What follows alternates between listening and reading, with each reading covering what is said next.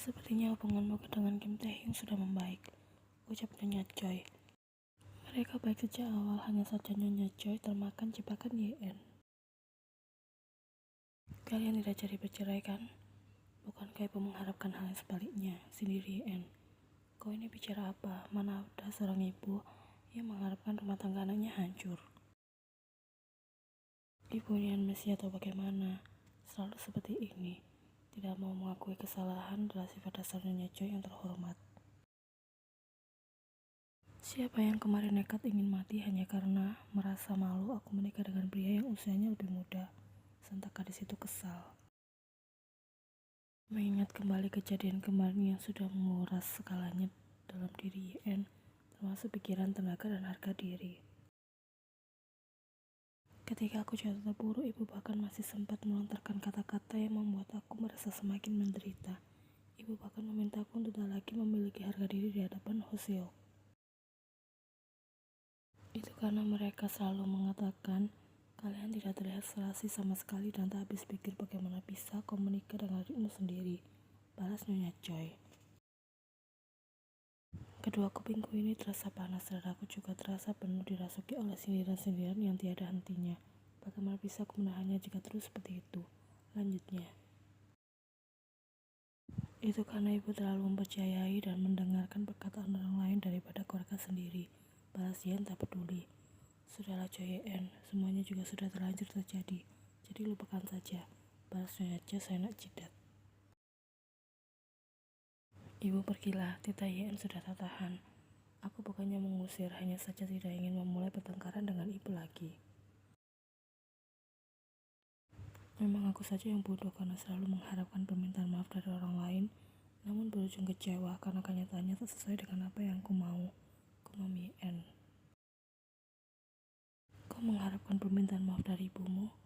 Kau berpikir semua ini karena kesalahanku? Tanyanya Choi tak sadar diri. Lupakan saja, lagi pula aku sudah memaafkan ibu tanpa ibu perlu meminta maaf. Namun untuk melupakan apa yang sudah terjadi, aku tidak bisa. Jawab Yen dengan raut kecewa. Nyonya Choi sudah mendengus keras di sana. Ia ingin membalas perkataan sang anak, namun sebuah pesan singkat yang masuk ke ponsel yang membuat wanita itu berhenti sejenak untuk memeriksanya. Coba lihat foto ini, Ilhia. Benarkah ini Choi Yen dan Hoseok? Sudah aku duga mereka masih saling mencintai satu sama lain. Sebagai seorang ibu, kau pasti akan mendukungnya, kan? Nyonya Choi membaca pesan yang disertai dengan foto Hoseok dan Yen yang tengah makan bersama di restoran Hotel XX. Kau benar-benar menemuinya malam itu? Apa Taehyung tidak menjemputmu di sana? Tanya wanita itu panik. Tentu saja Yen sudah meminta Taehyung untuk merahasiakan apa yang sudah terjadi di hotel pada semua orang kecuali asisten Han, karena laki itu harus mengantarkan pakaian milik mereka di sana. Juga Tuan dan Nyonya Kim yang terus mendesak mempertanyakan keberadaan mereka. Setelah mengetahui di mana tempat cucu dan tujuh menantunya itu menginap, Nyonya Kim bahkan menawarkan agar Taehyung dan Yen bisa menghabiskan waktu lebih lama di hotel. Juga menawarkan apakah Taehyung ingin masuk ke perusahaan ditunda hingga 1 minggu ke depan. Pemuda itu menolak karena sadar ia harus segera memulainya daripada terus menunda. Taehyung sudah cukup lelah dengan tuduhan orang-orang yang mengatakan ia adalah pemuda simpanan, hidup bergantung pada istri juga menikah hanya untuk menguras hasil kerja keras Choi-en. Mereka saling mencintai namun lingkungan di sekitar tidak pernah mendukung dan terus memberikan tekanan hingga keduanya sempat merasa frustasi. Aku tidak bertemu dengan Kim Taehyung, sudah aku bilang kami saling tidak mempedulikan satu sama lain, jawab Yen. Tapi aku melihat kalian saling. Dia mau pintu tadi, balas Nyonya Choi penuh curiga. Kalian juga tidak terlihat sedang berselisih. Ibu pasti sudah salah lihat, ucap Yen ketahuan bohongnya. Tapi siapa yang peduli? Kalau ibunya percaya itu bukan salah Yen. Jadi mana yang harus aku percaya, Choi Yen? Jangan membuat ibumu ini menjadi bingung sendiri. Dulu ibu bahkan tidak pernah mempertanyakan mana yang harus ibu percaya dan langsung mendengar semua perkataan para sahabat ibu. Untuk saat ini lakukan hal serupa saja. Silakan percaya apa yang ibu percaya. balas YN. Kau bahkan tidak menyangkal mengenai pertemuanmu dengan Chung Ho Seo, jadi wajar kan jika aku merasa curiga. Kami sudah menginap bersama dan aku baru pulang dari hotel kemarin siang, ucap YN yang membuat Nyonya Choi menganga tak percaya. Kau benar-benar melakukannya? Tanya wanita baru baya itu dengan suara bergetar. Nyonya Choi tidak ingin mempercayainya, namun bagaimana bisa jika kalimat itu bahkan keluar dari mulut putrinya sendiri. Ibu pikir saja sendiri dan tanyakan hal itu pada para sahabat ibu tercinta, balas YN dengan enggan.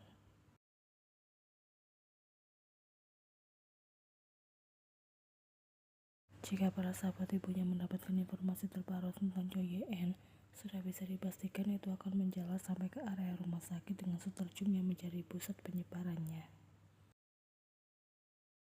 Hanya karena sebuah foto Ho Seok dan YN yang terlihat tengah makan malam bersama di sebuah hotel, mereka semua langsung heboh mendefinisikan YN gadisnya seperti apa.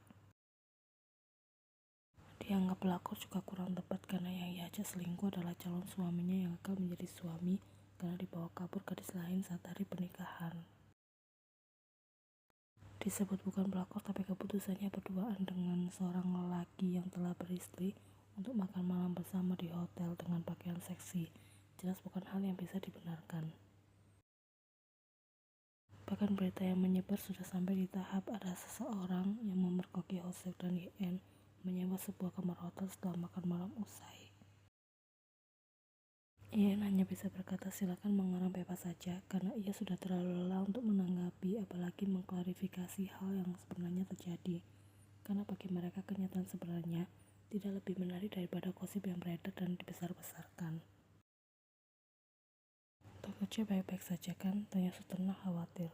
Tentu saja Suterna, jawab YN dengan senyum. Bukannya tertekan, YN justru merasa gosip yang beredar seperti sebuah hiburan yang lucu baginya. Dulu YN selalu merasa risih saat orang-orang mulai membicarakannya ketika ia sedang lewat, tapi sekarang semua menjadi lebih terbiasa dan tak lagi terasa mengganggu. Aku tidak tahu jika secara tak langsung sudah membuat Dr. Choi berhubungan kembali dengan Chung Ho Seok, ucap Suterna merasa menyesal. Itu bukan salah Suterna. Jika aku tidak mau, aku hanya tidak perlu untuk datang menemuinya. Aku datang menemui Ho Seok memang karena aku mau. Dr. Choi sengaja bertemu dengannya. YN mengangguk singkat. Suterna jangan kepikiran lagi, aku baik-baik saja, begitu pula dengan hubunganku dan Taehyung. Kami sangat baik-baik saja. Setelah mendengarkan penjelasan YN, Suterna baru bisa bernafas dengan lega. Pasalnya topik mengenai Ho Seok dan YN sangat ramai diperbincangkan tadi pagi. Juga banyak tuduhan-tuduhan tak pantas itu mereka sematkan berdampingan dengan nama Choi YN yang membuat Suterna merasa risih sendiri saat mendengarnya.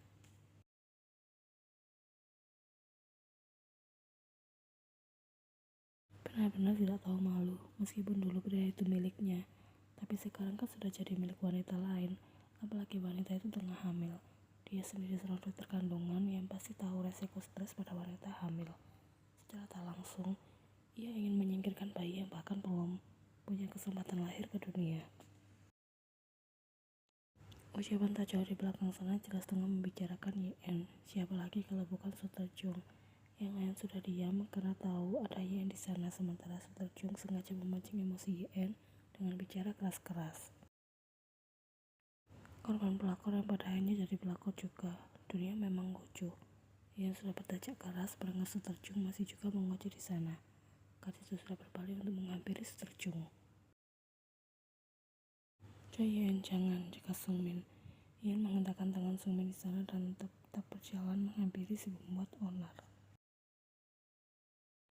Jangan hanya di belakang. Kalau kau berani dan merasa benar, coba bicara langsung di hadapanku, tantang YN. Sungmin sudah mengikuti langkah sahabatnya itu. Jaga-jaga jika YN kelepasan, ia yang akan berusaha untuk melerai keduanya. Beritanya memang benar kan? Bahkan ada buktinya. Dr. Choi mau menyangkal apa lagi? Balas Suter Chung tak gentar. Hanya kelihatannya, padahal aslinya gadis itu cukup terintimidasi dengan tatapan tajam YN. Berikut dengan tabiat YN yang dikenal tak segan-segan melabrak balik orang-orang yang mengusiknya. Kalau memang itu benar, apa urusannya dengan Suster Jung? Apa perbuatan itu membuatmu merugi? Kau bahkan tidak ada hubungannya. Kalian dengar semuanya, secara tak langsung Dr. Choi sudah mengakui jika ia berselingkuh dengan suami orang. Teriakan Suster Jung terdengar menggema di seluruh ruangan kantin. Sebagian orang-orang di sana sudah berbisik-bisik, entah itu membicarakan YN atau bahkan Suster Jung. Tarik kembali gosip murahnya sudah kau sebar sebelum kau merasa malu dengan kenyataannya sebenarnya. YN memperingatkan. Kenapa aku harus malu? Yang seharusnya malu adalah Dr. Choi. Kalau aku jadi kau, aku pasti sudah tak punya muka untuk bekerja di rumah sakit ini lagi. Balas Suster Jung. Lantas kenapa kau masih punya muka untuk bekerja di rumah sakit ini setelah menyebarkan gosip mengenai suamiku yang akan menjadi suami masa depanmu? Belum-belum kau bahkan sudah kepedean. Suamiku bahkan tak sudi untuk mengenalmu, tapi kau menyebarkan kebohongan dengan mengatakan jika kalian dekat dan sudah dalam tahap saling berkirim pesan. Jangankan Suster Jung, suster yang lain yang sempat mempercayai hal itu bahkan merasa malu mendengar ucapan YN barusan. Sebenarnya mereka sudah cukup malas berteman dengan Suster Jung, namun karena masih membutuhkan berita terbaru yang sedang trending, yang mana hal itu hanya Suster Jung yang mampu untuk menghadirkannya, membuat mereka masih betah berada di dekat suster yang terkenal dengan biang gosipnya. Jangan berani menyebutku sebagai seorang pelakor karena itu adalah cita-citamu yang ingin merebut suamiku. Ucap yang terus melanjutkan Suster Jung meskipun wajah gadis itu sudah sepenuhnya memerah karena malu. Bibinya bahkan terus mempengaruhi ibuku agar terus mendesakku untuk segera menceraikan suamiku. Untuk saja kedua mata ibuku sudah terbuka lebar untuk melihat niat busuk kalian. Dr. J berkata, fitnah, kenapa kau sekejam ini padaku? Entah Suster Jung tak tahan, gadis itu bahkan sudah mengeluarkan air mata buayanya demi menarik simpati semua orang dan mengharapkan pembelaan. Jika ucapanku ini kau anggap fitnah, lalu perbuatanmu selama ini yang selalu menyebarkan gosip tentangku bisa disebut sebagai apa? Apa itu pencemaran nama baik? Jika ya, maka aku bisa membuat sebuah laporan di kepolisian, kan? Suster Jung sudah menatap Yan dengan amarah tertahan, sementara Yan berjalan lebih dekat pada gadis itu dan sedikit berbisik di telinganya. Langkai dulu mayatku jika kau ingin mendapatkan suamiku. Tapi hal itu juga tak menjamin Taehyung mau bersaing denganmu. Ucap Yan Leri sebelum pergi dari sana, yang sekarang diikuti oleh Sungmin. Nafsu makan gadis itu sudah hilang, namun merasa cukup lega karena bisa melabrak Suster Jung di tempat.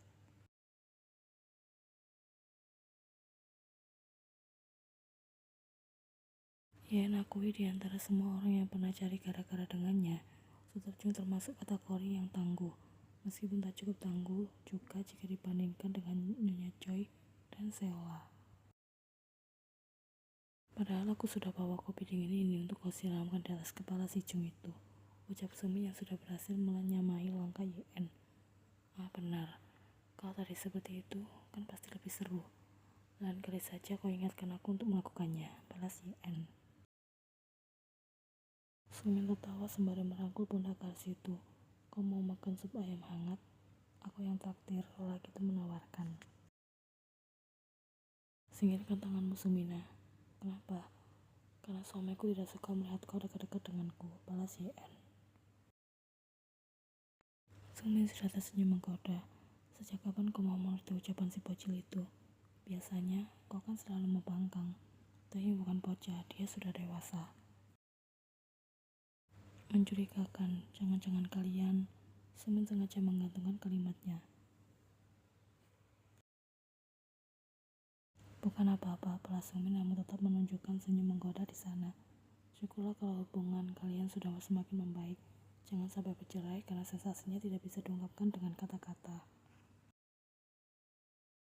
Aku mempercayainya karena yang berkata seperti itu adalah seseorang yang sudah pernah mengalaminya secara langsung. Maka dari itu, segera cari pacar. Mungkin Suster Jung bisa berubah jadi baik setelah kau menerimanya sebagai pasangan dengan sukarela. Tidak mau, aku ini bukan tempat rehabilitasi untuk orang-orang seperti Suster Jung. Balasannya yang membuat YN tak bisa menahan tawanya. Sampai bertemu lagi Sumina, aku akan segera kembali ke ruanganku. Kau tidak jadi makan siang? Tanya Sumin heran. Aku sudah tidak. Belum sempat Ian menyelesaikan kalimatnya, bosok gadis itu bergetar di sana. Taehyung baru saja mengirimkan sebuah pesan agar Ian tak melewatkan makan siang, karena sekarang dia juga sedang makan siang dengan menu bibimbap.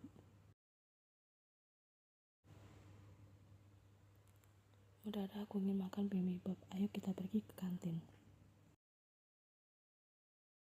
Tadi kau bilang tidak mau makan. Aku berubah pikiran, balas Ian yang segera meminta Sumin untuk mengikuti langkahnya menuju kantin rumah sakit. Segala hal mengenai Kim Taehyung tiba-tiba menjadi magnet kuat yang mampu menarik perhatian Ian. Ian pikir ia tak akan bisa jatuh cinta lagi dan hanya menjalani kehidupan rumah tangga agar bisa sama seperti manusia normal pada umumnya dan tak dianggap aneh. Tidak masalah jika itu hanya kehidupan rumah tangga yang biasa-biasa saja, selagi mereka tak sering bertengkar, itu sudah lebih dari cukup bagi Ian. Namun nyatanya hidup berumah tangga dengan Kim Taehyung sungguh sangat tak terduga dan menjadikan hidup Ian lebih berwarna. Bertengkar, kembali baikan, hampir bercerai, namun pada akhirnya terselamatkan. Semua hal itu membuat hubungan mereka menjadi semakin erat dan kuat. Juga membuat mereka bisa lebih saling mengerti dan memahami sikap masing-masing. Banyak hal yang tak terduga setelah menjadi pasangan suami dan istri, meskipun tadinya mereka sudah saling mengenal cukup lama. Bersama dengan Taehyung, Ian tak perlu lagi merasa risau. Usianya memang masih muda, namun ia sangat dapat diandalkan dan dijadikan tempat bersandar. Membuat Ian yakin ia mampu menghadapi segala hal dan masalah selama masih ada Taehyung di sampingnya. Apa punya dua orang anak rasanya cukup merepotkan? Tanya Ian penasaran. Oh Joyen, kau tiba-tiba menanyakan hal itu? Jangan-jangan kau dan Taehyung? Sumin laki-laki menggantungkan kalimatnya. Seharusnya aku tidak boleh membahas hal ini karena itu adalah privasi. Lagi pula kau dan Taehyung sudah menikah, jadi yang seperti itu adalah hal wajar. Ojek Sumin sendirian hingga Yeon hanya bisa mengerutkan dahinya melihat kelakuan sahabatnya itu. Kalau kau tanya repot atau tidak, tentu saja repot, tapi sangat bahagia, apalagi ketika menyadari mereka sudah mulai tumbuh dewasa. Ojek Sumin yang pada akhirnya menjawab rasa penasaran Yeon. Kenapa tiba-tiba kau bertanya seperti itu? Aku hanya penasaran, tapi kau hanya punya dua anak. Sementara suamiku ingin punya anak 4. Pasti repotnya akan bertambah jadi 2 kali lipat, gumam Ian sembari menerawang.